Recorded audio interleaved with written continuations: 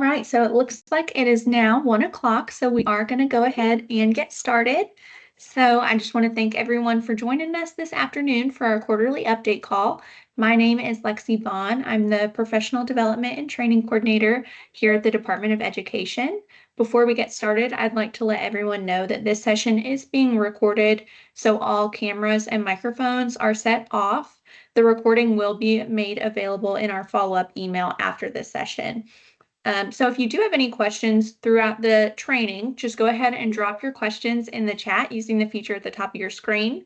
We're going to open the floor for questions at the end of the presentation. So if you would like to come off mute during that time, just go ahead and raise your hand again using the feature at the top of your screen. I think that's it for me. So without further ado, I'm going to hand it off to our Assistant Director of School Nutrition, Miss Marlia Finch. Hi, good afternoon, everyone. And we will be mindful of your time. There we go. My camera's working. Gotta love technology. All right. So, Lexi, if you'll go on to the next slide, please. Perfect. We'll start out with our mission statement as we always do with these trainings. Our mission statement at the department is to develop extraordinary school nutrition professionals such as yourself and provide strategies to increase consumption of healthy school meals. And on the agenda for today's call, we have state director updates, compliance updates, program updates, and regional updates. We'll get started with state director updates. And obviously, I am not Josh, but I do have notes from Josh to provide the state director update. So as Lexi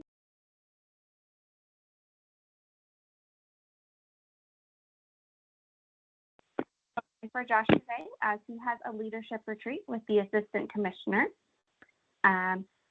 He did have a very important message he wanted to share with the group today, and that is a giant thank you to those in the First Tennessee region and East Tennessee regions.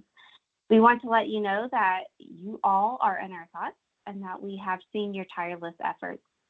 The frontline workers and volunteers on the ground have been working around the clock in order to best support their friends, families, and communities.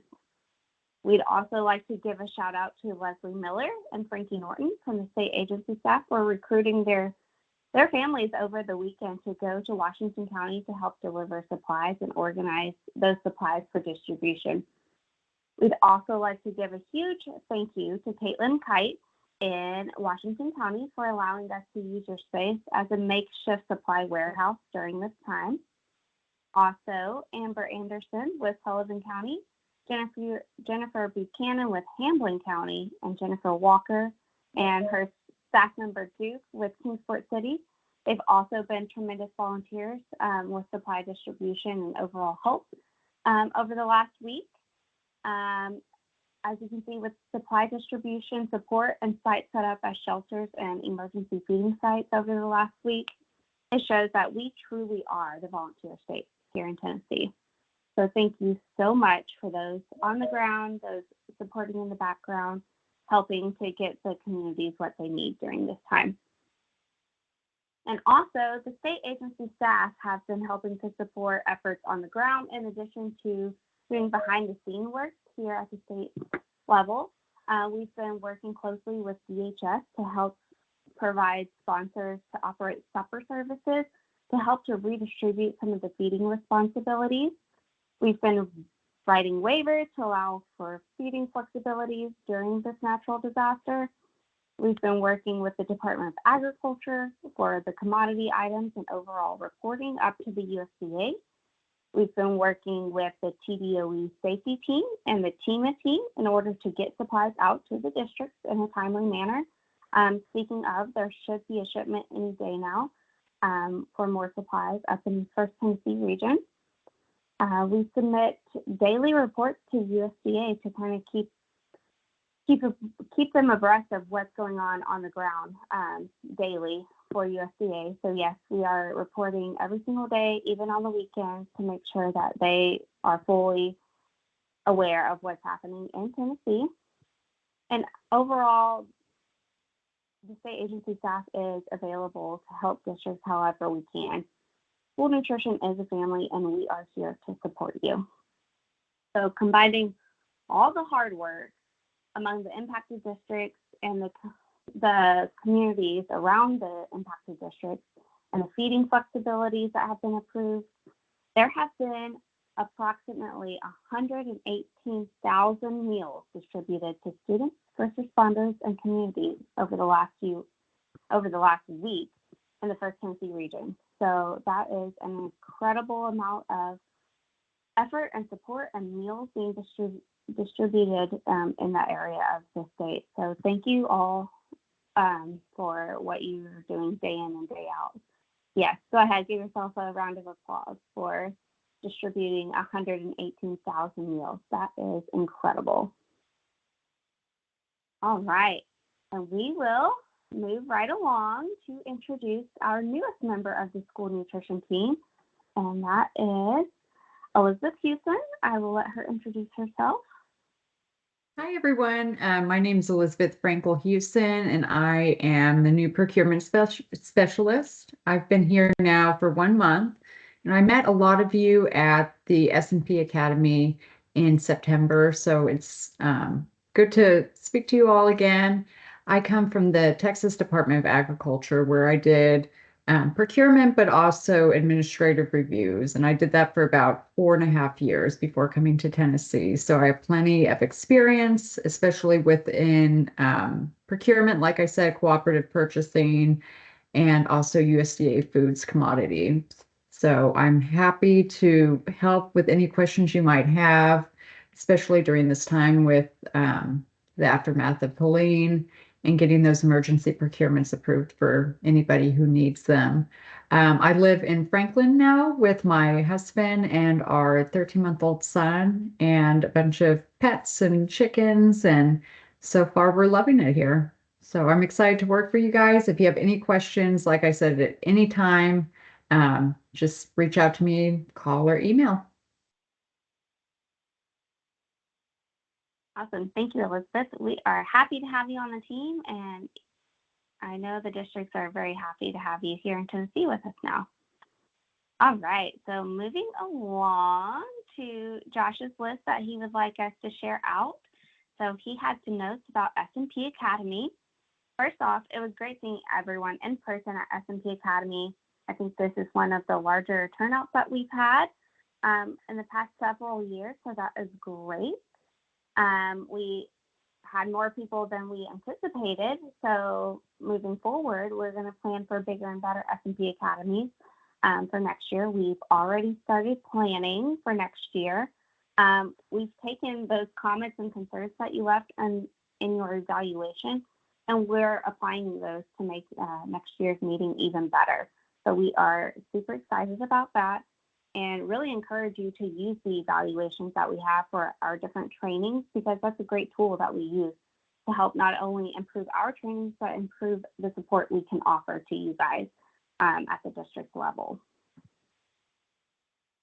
And for reviews, we've already started working on both administrative reviews and procurement reviews for this year. Just to give you an idea of the capacity and the amount of reviews that we do on an annual basis, we're conducting 42 administrative reviews this year and 40 procurement reviews this year.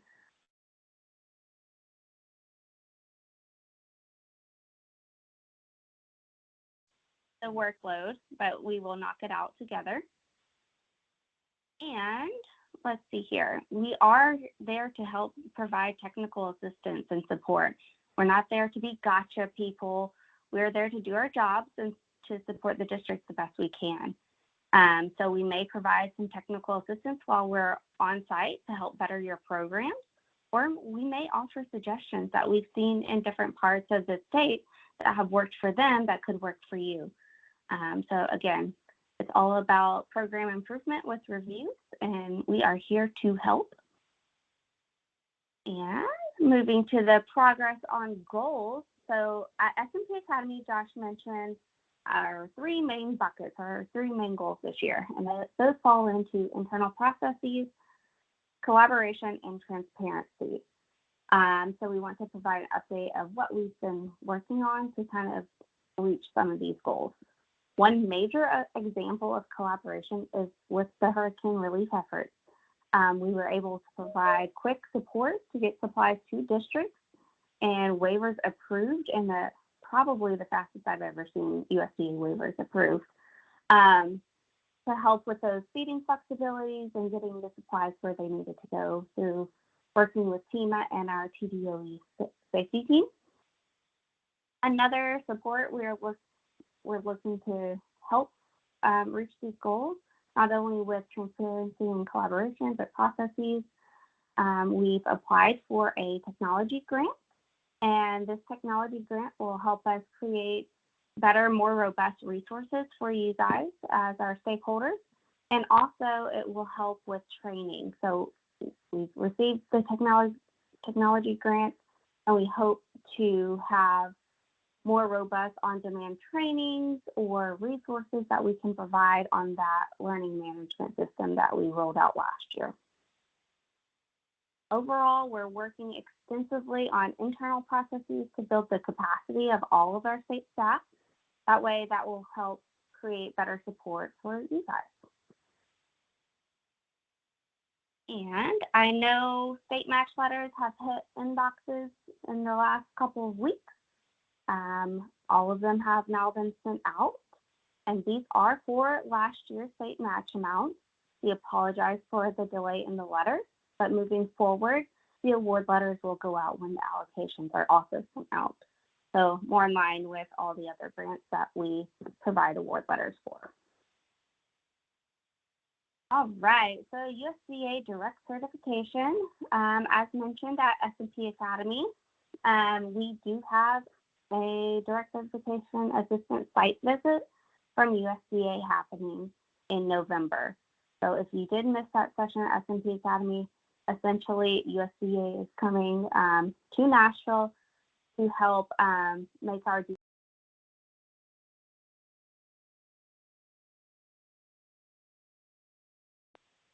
Moving on to the USDA conference. The annual state agency USDA conference will be held in December this year, and we have 3 state staff members attending. So we plan to come back with more knowledge and guidance to help better serve you. We will follow up with any shareable information after the conference that we can share out. And then the State Director Support Group. Josh is a big member of this.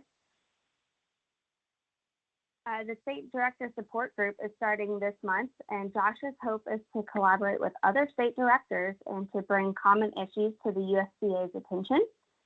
This group will talk about what each state is facing or struggling with, and then they plan to write a letter to the USDA to hopefully get more movement on things that are impacting SFAs. Again, a very collaborative and transparent approach to better support our school districts across the state. And last but not least, our SEBT numbers. I'm not going to read all the numbers on the slide to you. However, thanks to your tremendous help during SEBT, we were able to impact the lives of 632,166 children in the state of Tennessee, and that was like over $75 million distributed in SEBT benefits. So thank you for everything that you did to make this happen. And I will now pass it off to Randa for compliance updates.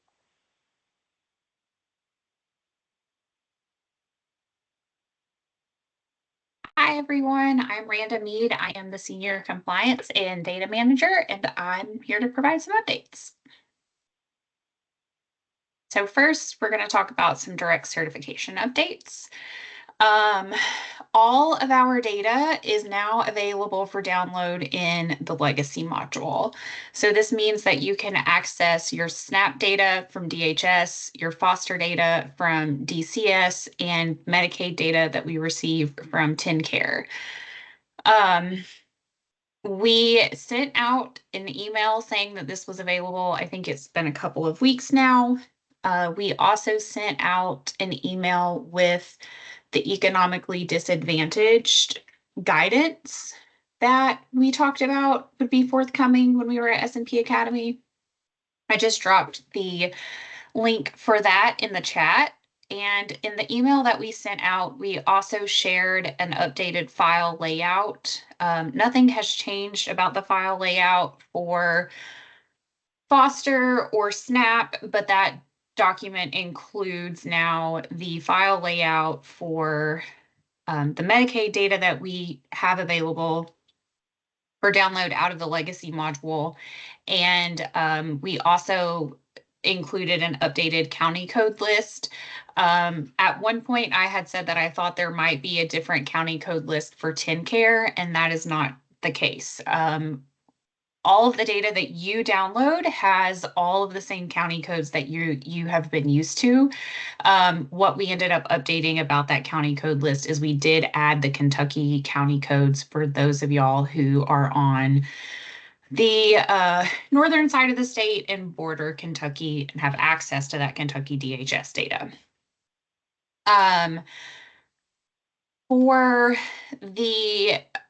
For overall direct certification and talking about the economically disadvantaged guidance that I dropped in the chat, I had a couple of questions following S&P Academy, and I just want to kind of take a step back and think about direct certification from a big picture stance and how all of our data is related to direct certification and economically disadvantaged. So we have historically used the words direct certification, J-code, and economically disadvantaged to essentially all mean the same thing and be interchangeable.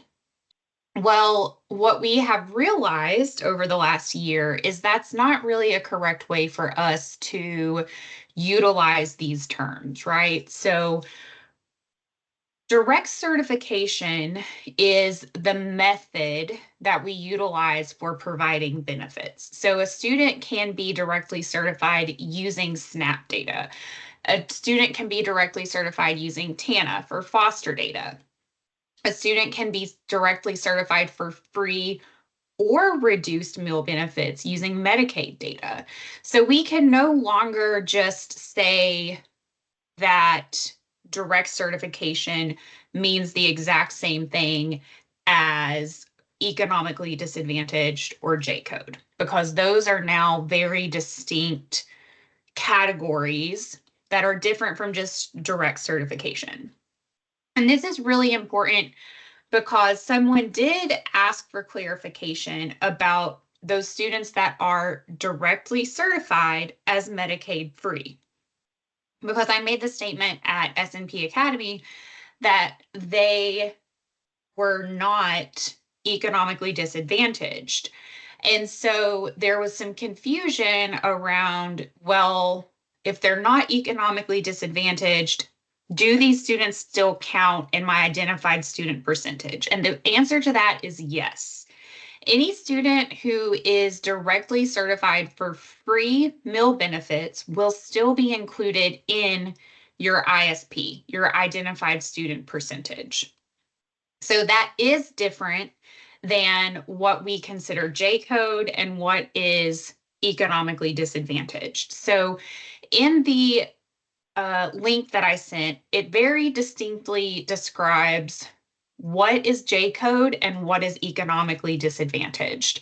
So the only codes that are considered J-code is if a student is directly certified using SNAP or TANF. Those are the only students that receive a J-code. There are additional students who are coded and potentially directly certified that also fall into what is called the economically disadvantaged category. So foster students that get a code of FOS01 are economically disadvantaged.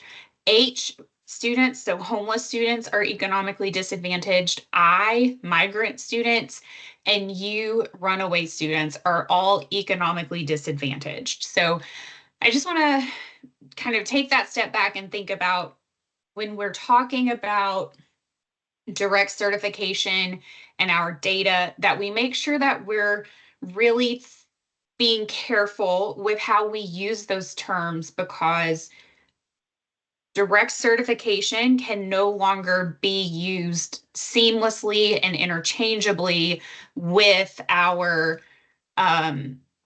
economically disadvantaged and our J coding. So just want to be really careful with how we're thinking about those. So now that we've got that out of the way, let's talk a little bit about our direct certification data flow.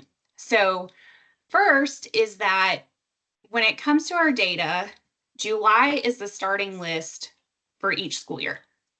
I'm really sorry. Hang on just a second. I will be right back.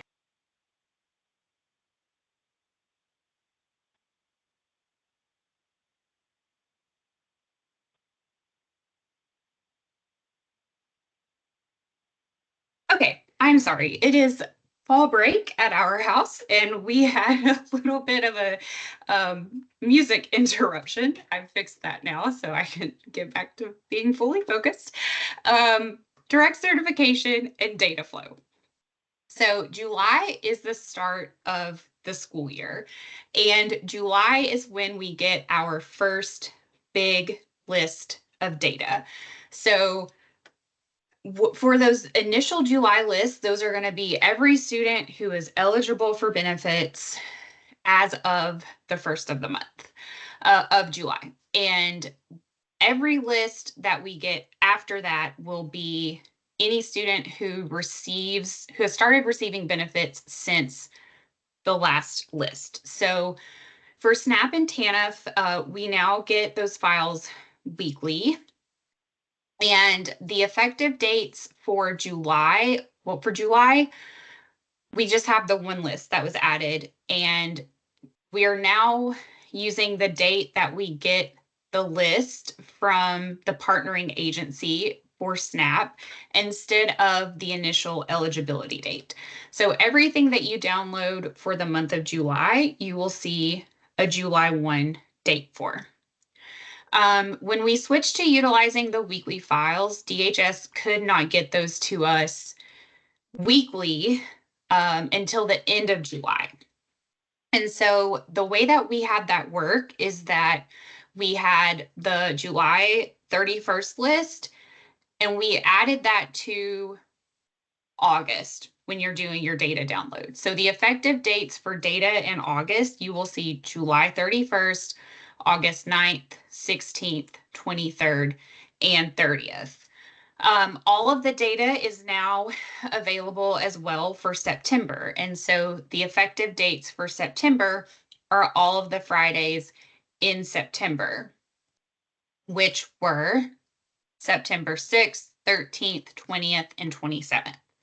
You will be getting an email shortly within the next few days, probably, that is telling you that the data is available. And that's how we will be sending a notification once a month when all of the prior SNAP and foster data is available, and then when we have received the Medicaid data for the current month.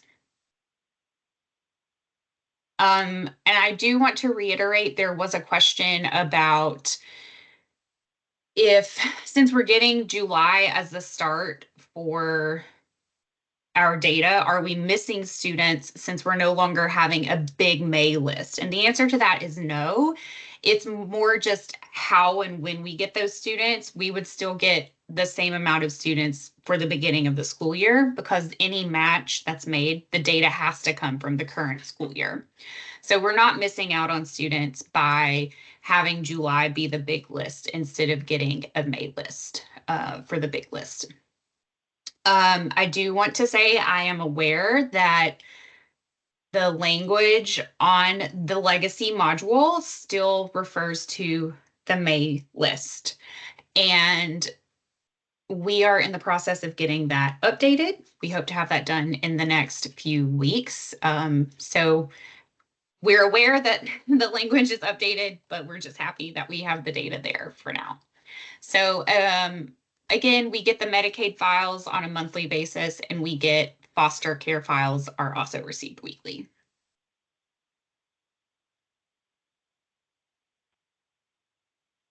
Okay, so I wanted to make sure that we were all on the same page with how you were reporting your direct certification on claims, especially for this upcoming October claim, because we use this data for a lot of proxy data analysis.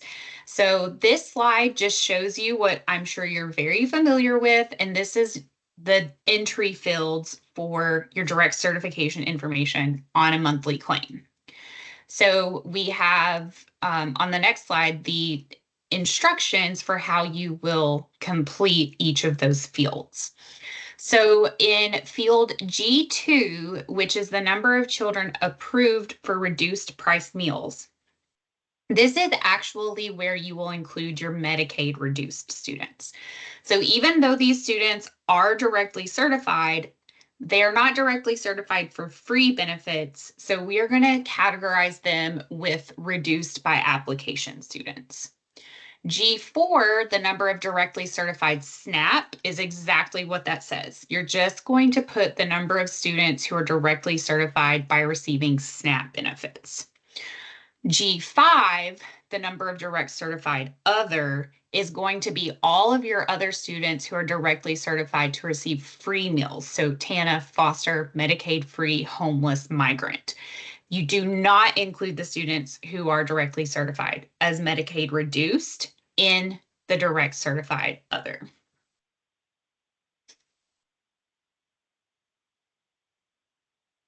Good. Yep. Thanks. Okay. So I wanted to revisit a couple of questions that we had from S&P Academy and just have it on a slide for everyone to have. And that was the glorious grain-based desserts and graham crackers. I actually realized that Wednesday of S&P Academy, no, Thursday was the last day. Thursday morning, USDA did send out an updated grain chart, which specifies the conclusion that we came to, which is that sweet crackers, including graham crackers, are not considered a grain-based dessert for CACFP, and therefore they will continue to be creditable in after-school snacks. There is no limit for breakfast, but they are limited to 2 ounce equivalents per week in the lunch program. And you'll see here in the blue, which is footnote number 5, is just saying exactly what it said on the previous slide. This is just a screenshot from the updated grain chart straight from USDA saying the conclusion that we came to while we were at S&P Academy. So I apologize for any alarm I may have caused. You can still serve those graham crackers in your snacks, even for next year. And then I wanted to also make sure that everyone was aware for the claim upload file layout. If you use the auto upload feature and you are doing site-based claiming, we have updated the file layout on our website. It's linked here. And I have a note here that if your system does not provide monthly attendance, you can calculate that by multiplying the highest attendance days times the number of operating days. And so what I also want to clarify is that your monthly attendance is the total number of students who attended that site throughout the month. That is not written on this slide, but that is what we're looking for. I'm hearing that some systems are able to get that number no problem. Others do not have that number. And so just wanted y'all to be aware if you are utilizing that feature of how it works. And as always, if you have any questions, you can reach out to me. My contact information was not there, but I think most of y'all have received an email from me at some point. So never hesitate to reach out if y'all have any questions. I will turn it back over to Marlia. Perfect. Thank you, Randa. All right, moving along to some program updates. First off, October is Farm to School month, so yay, it's exciting, fun things are happening. If you have any activities or events that you've planned out or you've already kind of started since it is October, please send us that information. We love to highlight you guys, not only in our bi-monthly updates, but we highlight you on different platforms as well, either that be our department social media, or even we'll send things to TSNA to highlight. So if you don't share your story with us, we can't spread the word and share your story as well. So please send those items into us. We love getting fun pictures and videos that we can show off Tennessee and how great we are.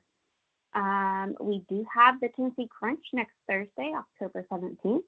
You may have noticed some promotional posts on the department's Facebook page and also TSNA's Facebook page about TN Crunch.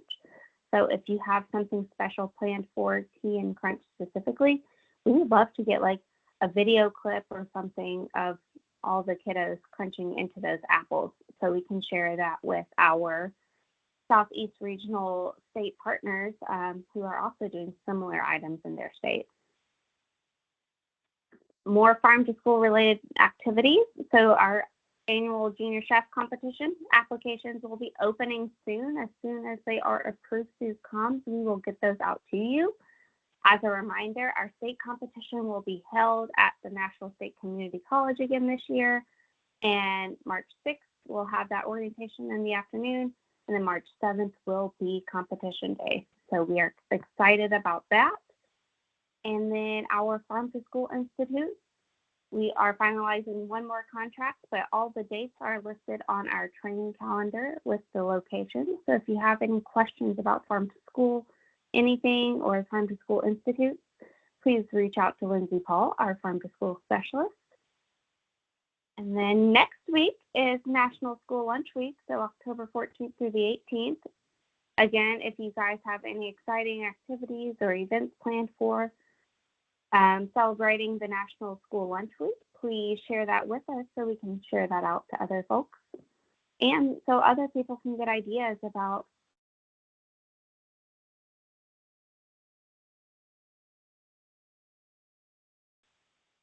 I know my sound probably went out for a second. It's because anytime someone's in the lobby, Teams decides to yell at me and quiet me. So sorry about that.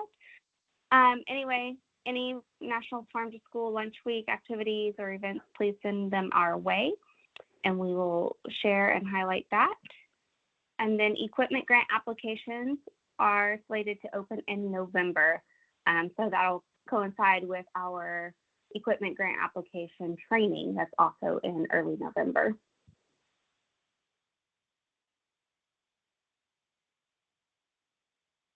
And we have the Coordinated School Health Institute. It will be held in Nashville this year instead of Murfreesboro, and that is March 5th through the 7th. If you remember registration process last year, how you had to work through your district level Coordinated School Health Coordinator to get, I wouldn't say promo code, but the registration code to actually register for the event. It's the same process as last year, so you will need to work with your Coordinated School Health Coordinator. We do have more information coming next week in our bi-monthly updates, so look out for that. Speaking of our bi-monthly updates, those go out on listserv. And again, the listserv has changed to a new Emma platform. And if you are unsure if you are getting our listserv emails, reach out to Brittany or myself, and we're happy to make sure that you are subscribed correctly. We now have to manually go in and sort through everyone that has subscribed to make sure you are getting our listserv messages. So again, if you have any questions about listserv items, please reach out to myself or Brittany.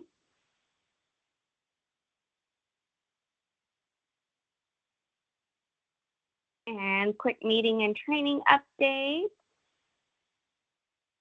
Again, thank you for all your awesome feedback from AR Academy and S&P Academy. Those evaluations are vital for us to improve as a state agency staff, which ultimately helps you to improve your programs at the district level. We are already using your feedback to plan for AR Academy and S&P Academy next year. And just things to consider throughout the remaining of the school year for all the trainings and meetings we may have. Use our training calendar that is posted on our website. It has all registration links already on the specific trainings you may be interested in attending. And again, as a reminder, Event Create is the registration platform we're using this year for the trainings. So just be sure to register for trainings. That helps with headcount and planning. And again, those links can be found on our training calendar, or they may be sent out separately. So I will now pass it off to Jolene for regional updates. Thanks, Marlia. Hey, everybody, I'm Jolene Shear. I'm the Senior Regional Consultant Manager, and I have the privilege of supporting our consultant team. I want to give you some general operational updates because I will not see you until January. So I want to go ahead and put a few things on your radar. One of those is procurement. So make sure you're getting all your procurement things ducks in a row at this point. So planning for menus for next school year. So that dictates what you're going to order, what you're going to need, all that fun stuff with procurement. And also if you're doing commodity processing, prepping bid specs, contracts for potential vendors, any like product tasting you're going to do, and commodity surveys. So putting some of that on your radar. I do want to also remind you about verification. Verification process needs to be completed by November 15th. Remember, if you are a CEP or provision school, you're not doing verification, but you do need to do that verification report in TMAC, and those reports are due by December 15th. And you can follow along with all these operational updates on our operational calendar on our website. So if you haven't printed that off, do take a look at it or keep it on your desktop or somewhere handy because it can help you stay on track. I do want to move up to regional updates. The mentorship program, just with ARs and PRs right around the corner. So a suggestion I have for the mentors and mentees, and really everybody could do this, so I want to say it to everybody. Take some time to go on site with your mentee or mentor. Maybe you have somebody you work with closely already, even if you're not doing our mentor-mentee program. For a compliance lens on site at one of your schools, whether you're getting an AR or not. But if you are getting an AR, that would be a great way to gear up for the AR season. So you can get a second set of eyes before we come on site. Also with PRs, maybe say, hey, can you take a look at some of my PR documents? This is what we procured and this is how we did it. You think I'm missing anything?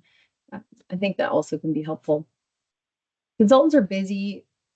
Well, we have very busy seasons. Right now, fall break, so it's slightly quieter for a week or two, but they are busy starting their on-site visits with each of you. So our goal every year is that they go to visit each SFA for an in-person visit. Throughout the school year, sometimes it dabbles into the summer if we have things pop up, but I do want to take a note that it doesn't just have to be at your central office. It can be at a school that you're getting an AR at. It could be something you're struggling with at one of your schools. We're happy to go out there and take a look. So definitely invite them out to your schools. You don't just have to have a central office visit. And finally, NSLP applications. You have got to put in your NSLP applications. They must be approved in TMAC before you can submit a claim, and not just submitted, but they have to be in approval status, which means consultants have to review. You may have to make changes, so we need to allow time for that. That's really important also if you're getting an AR, because if your TMAC application is not approved, your sites cannot be added to the AR module. So super important to wrap those up. Let me make sure I told you everything I wanted to say. Yes. Oh, one more thing with NSLP applications, be sure to make sure that your contact information for yourself and your DOS are up to date. We want to make sure those are correct as well. We saw a couple that weren't, just want to make sure that's right. So with that, I'm going to turn it over to Frankie with our district highlight. Hey, everyone. So I'm so excited to Well, first, let me introduce myself. For those of you who may not know me, I'm Frankie Norton. I am the East Region Consultant for school nutrition programs here at the Department of Education.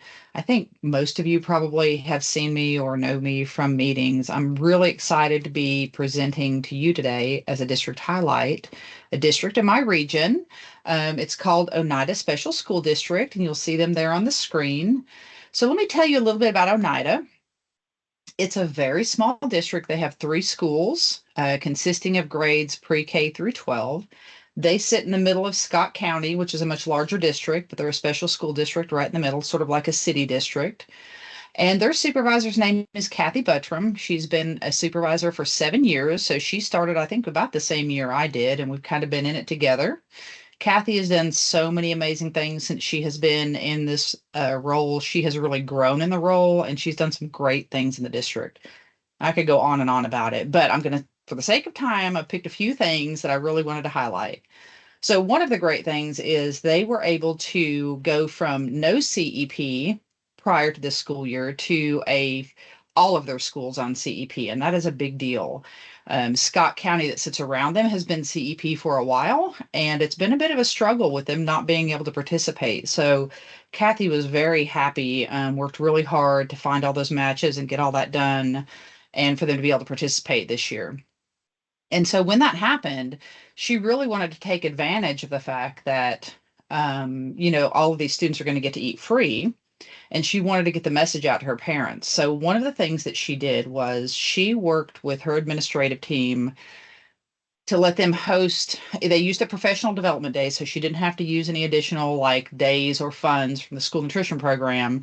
But her people came in and hosted a meet and greet where they provided like samples of the types of menu items, the foods that their kids can get. They showed the parents the types of grab and go options that the kids could get by eating at the school. And they were really there. You can see the pictures there. They were there to make it fun for the kids and make it available for the kids so that they could see and the parents could see, what are the possibilities, how great their food is. And that really, really paid off. As a result of the meet and greet and all the communication that they have seen a 35% increase in breakfast and a 46% increase in lunch. So like, when I say they've really leaned into it, they have really leaned into it. And if you're in my region, we've talked about this a lot, that with CEP, it's a little bit of a guess. You never know what you're going to get, but you've really got to have a strong marketing campaign out there to get to those parents. And Kathy has done that, and she's done that very well. So another thing Kathy is working on is a resource to try to show parents, maybe the ones who aren't participating yet, whose kids aren't eating there, is the resource to show them the amount of time and money that they can save if their children take advantage of the free meals at school. So I think that's an exciting concept to do. And, parents just may not realize that some of the same items that they are buying at the grocery store to put in a lunchbox are actually available at the school. In fact, that's some of the feedback that Kathy got during the meet and greet, was that parents were seeing the same types of things that were in Lunchables that they were paying, lots of money for. They were seeing it right there at Oneida. And they were like, well, wait, we didn't know our kids could get this here. So again, time well spent, effort well spent.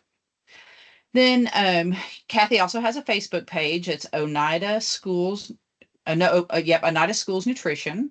And if you go there and follow it, you'll see all kinds of great pictures of their food, of their events.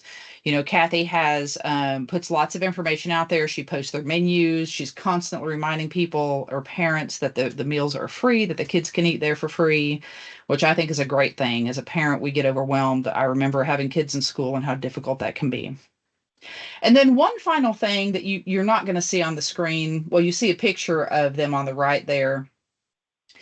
That I think is really worth mentioning is that Kathy has really worked hard to establish a culture of excellence and professionalism there at Oneida. She thinks of school nutrition as a profession, and it is, and not just for her, but for all of her staff.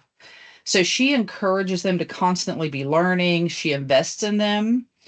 And Kathy and all of her managers are TSNA leadership graduates.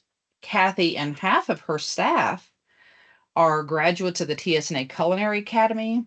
And I think you can see that in the presentations that you see. If you, especially if you go to our Facebook page and follow, you'll see that's really paying off in the presentation of things that they do there.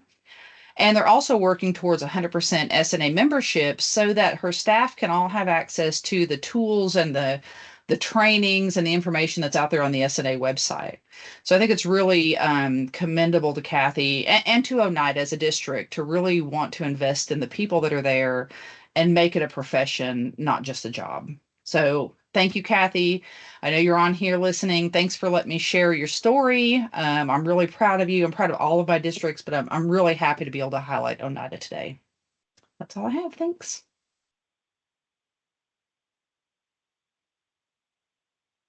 Thank you so much, Frankie. And we will open the floor for any questions that anyone may have now. You may use the chat feature and just drop your question in there, and we will do our best to answer it right now.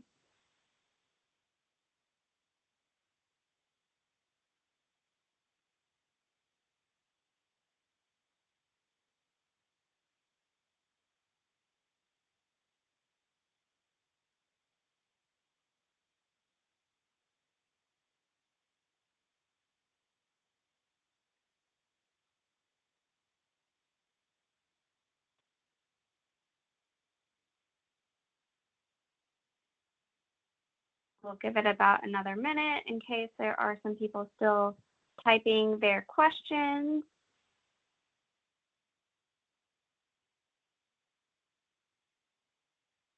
All right, we do have one question. Is there a plan to go back to using the website for direct certification instead of manually doing it?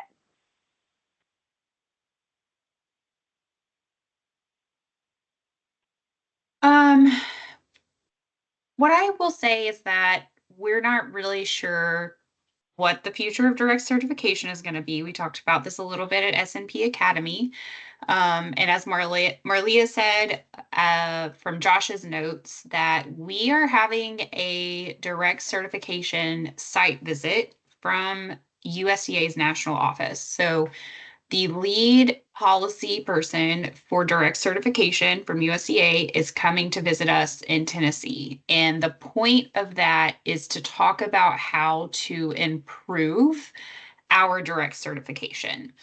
And so when I say I don't know, the goal is to use that meeting to really think about and decide what the future of direct certification looks like in Tennessee. For at least this year and probably next, we're going to be doing the legacy with the manual matching. But I do know that that is a lot more of a burden and annoyance and a headache for y'all, in that some of you are worried about maybe the matches that you're getting. And our goal is to make direct certification a lot better in the future, but we don't know exactly what that future looks like yet. So for the immediate time, the answer would be no.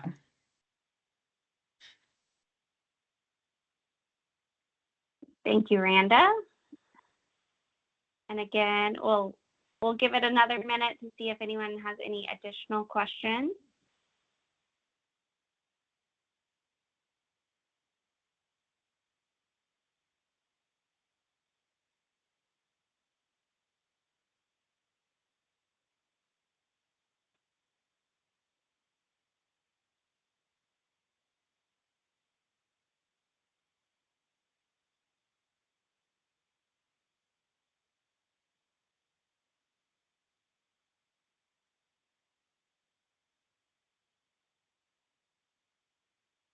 All right. And as always, if you have any follow-up questions, once you think about something after this meeting, please feel free to reach out to anyone on the state staff team. We are happy to help.